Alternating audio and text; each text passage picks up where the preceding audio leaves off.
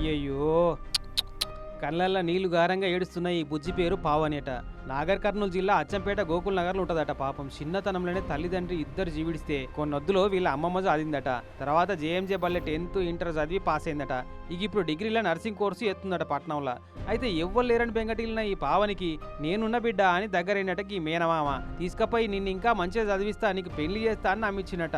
తల్లిదండ్రులు లేరు, అమ్మమ్మ కూడా జీవిడిచిందట. ఇక ఎవ్వరు లేరని బాధపడేటాళ్లకు నేనున్నా అని చెప్పిన ఈ మేనమామ మాటలని ఏంటో పోయిందట వాళ్ళ ఇంటికి.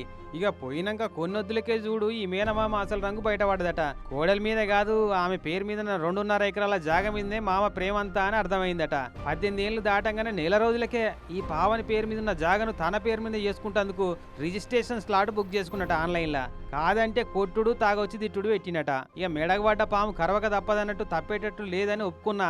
మళ్ళా పెద్ద మనుషులు చెప్పి అధికారులకు మొరబెట్టుకుంటే రెవెన్యూ అధికారులు పోలీసు వాళ్ళు అంతా ఉండి పిల్ల మేనమామను పిలిపించి గిట్ల చేసుడు పద్ధతి కాదు బై, ఇప్పటికన్నా మారితే బాగుంటుందని మర్యాదగా చెప్పి కౌన్సిలింగ్ ఇచ్చిరట.